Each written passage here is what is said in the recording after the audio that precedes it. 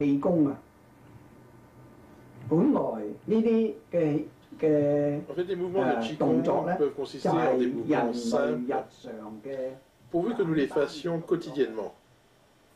並 Cet exercice n'est pourtant pas comparable à d'autres sports ou à certains types d'exercices qui nécessitent la mise en œuvre de techniques d'entraînement très dures. Le Qigong des 7 mouvements que nous pratiquons est très simple, pas du tout difficile à exécuter. Chaque mouvement peut facilement être exécuté dans le cadre d'une vie quotidienne normale. Mais alors quelle va être, me direz-vous, la différence existant entre ces mouvements de Qigong et les mouvements que chacun de nous fait naturellement, quotidiennement? Quand on est en pleine séance de Qigong, il est important que nous ayons réussi à évacuer toutes les émotions. Il faut avoir écarté toutes les émotions telles que la joie, la colère, la tristesse qui nous envahissent habituellement. Il faut absolument arriver à détendre notre mental et en plus, il convient de concentrer notre esprit au niveau du Tantien qui se localise en dessous du nombril.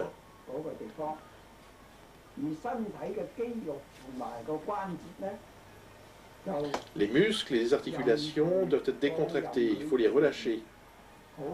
Et dans un tel état, on a alors l'impression que le corps devient léger, qu'on n'est plus maître de lui. Il faut absolument détendre tout l'organisme. En exécutant ainsi chaque mouvement, il ne faut mettre en œuvre aucune force. Par exemple, quand on doit pousser avec la main, il ne faut pas le faire en utilisant de la force. Quand on marche, il ne faut pas non plus le faire avec force. Chaque mouvement doit être directement dirigé par notre mental. Par exemple, lorsque l'on doit lever la main, lorsque l'on lève la main, il faut d'abord que le mental, tout au long de l'exercice, soit concentré dans le Tantien. C'est notre mental qui doit pousser notre bras. Et pour y arriver, il faut que nous soyons concentrés sur le Tantien. Quand on lève la main, il ne faut pas laisser la main elle-même diriger les mouvements de l'épaule et du coude.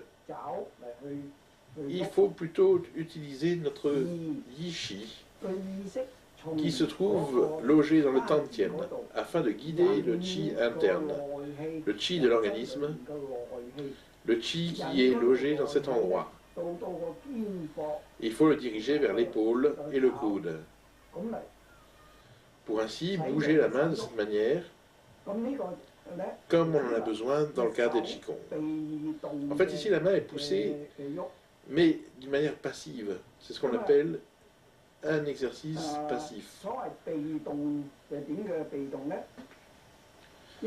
Qu'est-ce exactement que la passivité dans le cas des Qigong? En fait, lorsque l'on voit quelque chose et qu'on veut le saisir, ou lorsque l'on veut porter un coup à quelqu'un, il faut d'abord être animé d'une intention qui dirige alors la main. Il faut lever intentionnellement la main avant de frapper. Et quand on frappe, c'est la main qui entraîne le mouvement de l'épaule et du coude. Le mouvement se fait alors ainsi, et dans ce cas, c'est la main qui est active. Alors que dans le cas du Qigong, on ne laisse pas la main diriger le mouvement, la main est passive. C'est le Qi. C'est le Qi interne qui pousse et met en mouvement les articulations de l'épaule et du coude.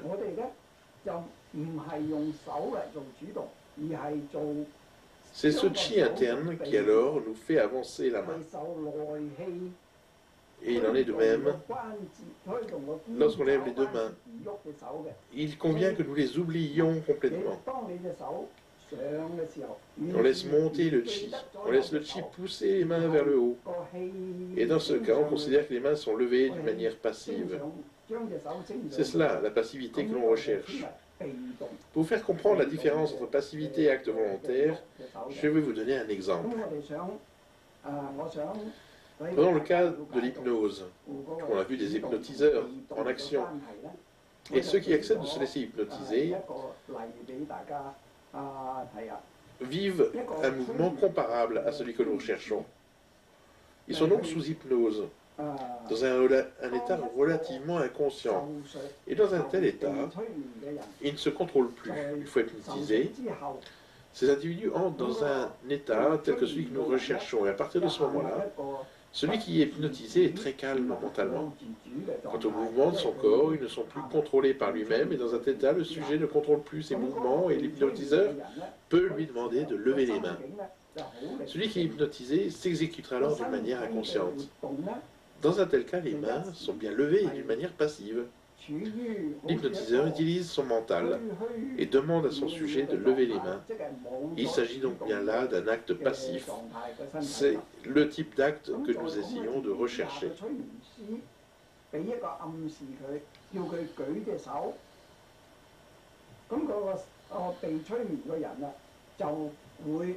Il faut se rapprocher de ces états que nous pouvons observer chez les personnes hypnotisées, qui lèvent les bras de manière passive.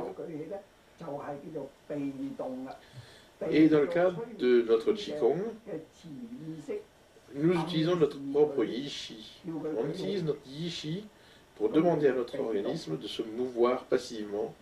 Ce n'est plus l'hypnotiseur qui nous l'impose, c'est nous-mêmes qui, en utilisant notre propre force inconsciente, poussons le chi interne à mouvoir les mains.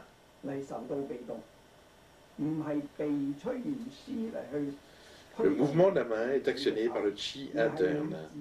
Et dès lors, la main se lève selon notre intention. Dans tout notre exercice, les mouvements du corps doivent devenir passifs.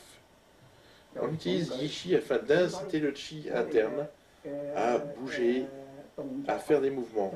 Il faut arriver à sentir cet état dans lequel les mouvements sont passifs. Et lorsqu'on arrive à ce degré de perception, le but du Qigong est atteint. Il y a des gens qui disent qu'une mauvaise pratique des Qigong peut déclencher un état de Tsuhorumo, de fuite du feu et d'entrée du dragon. Que sera exactement pour nous ce que nous entendons par fuite du feu et entrée du dragon? C'est un phénomène qu'il est important de connaître si l'on veut faire des Qigong sérieusement. Il s'agit en fait là d'effets secondaires néfastes. En effet, dans la pratique des Qigong, l'état calme du mental peut être comparable à une sorte d'auto-hypnose. Pendant le Qigong, la conscience qui précède l'état dans lequel on est calme, c'est-à-dire le Yishi qui précède l'hypnose, s'appelle Jin Yishi, la conscience proche. Il faut que ce que nous appelons la conscience proche ait une motivation juste, un but précis. Il lui faut une motivation et un but. Avant d'entrer dans cet état calme, avant de s'absorber dans cet état, il faut laisser tomber toutes les pensées, toutes les préoccupations, tous les buts. L'état mental qui précède l'état calme en question a une grande incidence sur notre calme.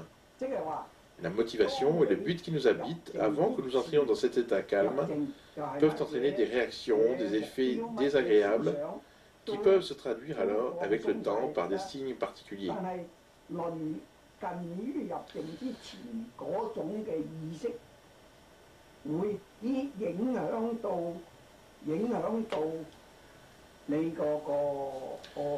Il faut bien prêter attention aux motivations et buts qui nous habitent lorsque nous voulons pénétrer dans de tels états calmes, afin d'éviter les effets secondaires désagréables que connaissent certains. En effet, il y a des gens qui font des Qigong pour faire circuler le Qi dans Zhenmai ou Tumai. Ils veulent que ces deux méridiens soient tous les deux parcourus par un même Qi. Il y a des gens qui font du Qigong pour renforcer l'équilibre de leur corps et pour pouvoir projeter leur force à l'extérieur. Ils cherchent donc, dans de tels cas, par exemple, à casser des pierres. Ou il y a des gens qui font des Qigong pour que leur corps devienne léger. Et ils peuvent alors parfois léviter, sauter très haut, se cacher sous terre.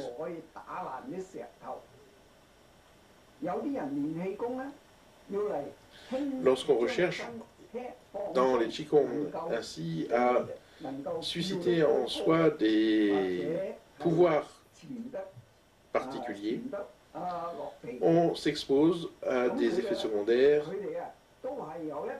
sévères. En fait, ces gens-là ont alors un but à atteindre. Et lorsque l'on recherche ainsi un tel but, on crée à l'intérieur de la conscience la plus profonde une sorte de tension. Et c'est ce genre de tension que nous devons absolument éviter. Dans les Qigong que nous faisons ici, cette tension doit être absolument évitée. Par contre, si l'on arrive à se détendre et que l'on pratique progressivement, ces exercices ne peuvent pas être dangereux. Par contre, si dans l'inconscient subsiste ce type de tension, du fait de la présence plus ou moins claire d'un désir d'atteindre des pouvoirs particuliers d'une manière rapide, quand on pense ainsi sans cesse à un but, qu'on veut à tout prix l'atteindre rapidement, on peut alors facilement susciter des effets secondaires fort préjudiciables. Ces effets néfastes se traduisent alors par des conséquences très négatives, alors que le but de notre Qigong est de préserver la potentialité de santé que nous avons tous. Ce potentiel est déjà en nous. On ne cherche qu'à le préserver et à l'entretenir. Il faut absolument l'empêcher de se détériorer.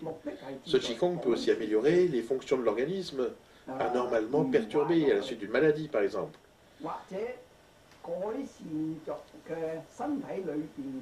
Dans un état normal, l'organisme fonctionne correctement. Mais sous certaines circonstances, certains facteurs dérèglent les fonctions normales des différents organes à titre provisoire. Notre Qigong permet justement de maintenir ces fonctions de manière équilibrée. C'est un Qigong qui nous permet de traiter des maladies. Quand on est malade, la pratique de ce Qigong aide le corps à se rétablir. Il est curatif. On utilise la force naturelle du corps pour rétablir ses fonctions normales. Nous disposons tous d'un tel potentiel vital, et nos organes fonctionnent tant qu'on est en vie. Et de ce fait ici, nous ne pouvons pas considérer qu'on poursuit un but. Nous ne cherchons pas quelque chose de comparable à ceux qui recherchent des pouvoirs. Notre Qigong n'a comme but unique que d'entretenir la vie. Il n'est pas question de créer dans notre inconscient une tension. Et lorsqu'ainsi on prend de telles précautions, il ne peut pas y avoir de conséquences néfastes à nos exercices. Voilà pourquoi je dis qu'il convient d'avoir un corps et un mental détendus avant toute séance de Qigong. On recherche la détente du cœur et de l'esprit. Ensuite, il faut veiller à s'exercer progressivement. Il faut progresser pas à pas. On procède ainsi en découvrant petit à petit un mouvement après l'autre, sans avoir envie de tout faire d'un coup. Il ne faut pas vouloir tout apprendre en 3 jours.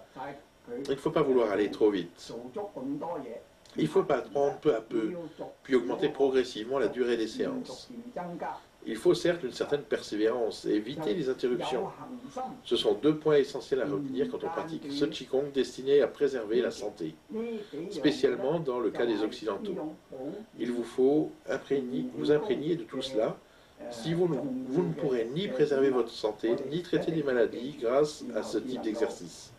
Par contre, en respectant ces règles, vous éviterez les effets néfastes qui guettent certains et vous pouvez faire ces exercices sans aucune crainte.